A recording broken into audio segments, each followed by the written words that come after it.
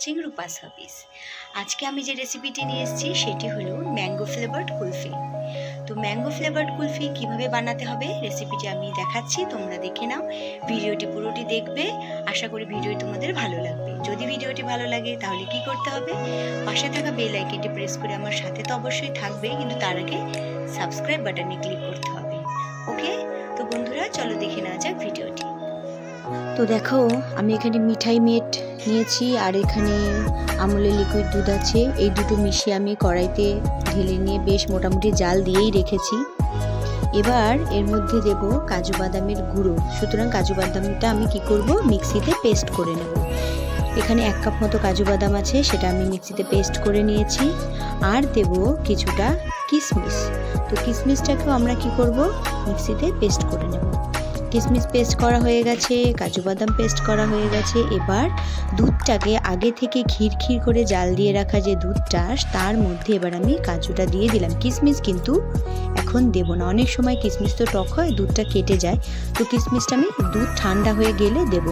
তো আমি কাজুটা দিয়েও কিছুক্ষণ নাড়বো, নেড়ে এটাকে আরও একটু ক্ষীর করে নেব। এই পর্যায়ে এবার দিয়ে দেবো চিনি, 1 কাপ মতো চিনি আমি দিয়ে দেবো। আমি এক হাতে ফোন ধরছি তো আমি তোমাদের দেখাতে অসুবিধা হচ্ছে।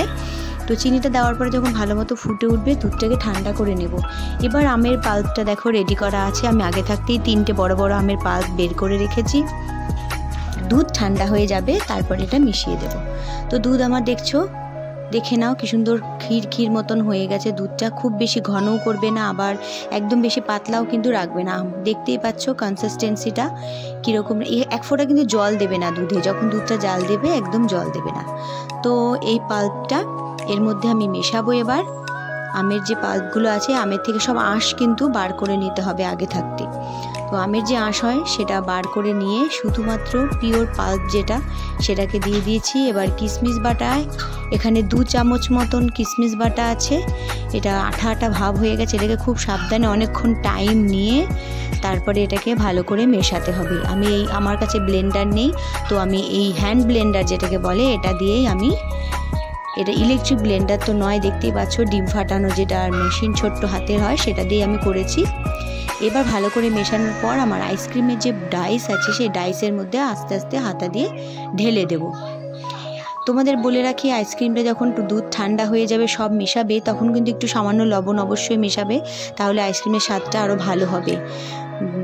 এবার দেখো ডাইসে ঢালার পরেও আমার আরও কিছুটা বাকি ছিল, যেটা আমি টিফিন কৌটো বা ছোট বাটি এগুলোর মধ্যে করে ঢেলে নিয়েছি। কারণ এগুলো পরে চামচ দিয়ে কেটে কেটে খাওয়া যাবে, বা আইসক্রিমের কাঠি ঢুকিয়ে কেটেও খাওয়া যাবে। তো চলো এবার এটাকে ডিপ ফ্রিজে রাখা যাক। তো আমি এটা করছি আগের দিন রাত্রির, এখন বাজে 11:30, অর্থাৎ আগের দিন রাত 11:30টার সময় আমি এটাকে ফ্রিজে ঢুকিয়েছি। তো এগুলো সব আমি এখন ফ্রিজারে দিয়ে দেবো, একদম ডিপ ফ্রিজারে দিয়ে দিতে হবে। আগের দিন রাত্রি 11:30টায় আমি ঢুকিয়েছি, এবং কখন বার করেছি সেটাও তোমাদের বলবো। আরও কিছু কৌটো আছে আমার, টিফিন কৌটো, যার মধ্যে আইসক্রিমটা ঢাললাম, সেগুলো আমি এবার এখানে রেখে দেব। দেখো এক এক করে টিফিন কৌটোগুলো রাখবো। আমাকে আরও কিছু আইসক্রিমের ডাইস কিনে রাখতে হবে, আমার কাছে এই কটাই ছিল। যেহেতু বেশি হয়েছে তাই আমি টিফিন কৌটোর মধ্যে রেখে দিয়েছি। তো বন্ধুরা, এইবার হয়ে গেছে, পরের দিন আমি দুপুরে খাওয়া দাওয়া করে উঠে আমি এবার আইসক্রিমটা বার করছি, তোমাদের দেখাচ্ছি। একটু পরে বের করব। দেখো বের করেছি একটা কাঠি। তো এটা একটু ফাঁকা কেন, তুমি দেখো আমি না একটু কম ঢেলে ফেলেছিলাম আইসক্রিমের ভেতরে, মানে যখন পাল্পটা দিয়েছিলাম, আর পাল্পটা আরেকটু দিতে হতো, তাহলে কি হতো, কাঠিটা আরেকটু বেশ বড় পুরোটা ঢুকে থাকতো। আর একটা যেটা কৌটোর মধ্যে রেখেছিলাম, সেটাকে দেখো আমি বাড়িতে তৈরি করে দিয়েছে আমার ভাই, আইসক্রিমের কাঠি। তো সেই কাঠিটা ঢুকিয়ে এভাবে মটকার মতনও খাওয়া যাবে। তো thank you for watching guys.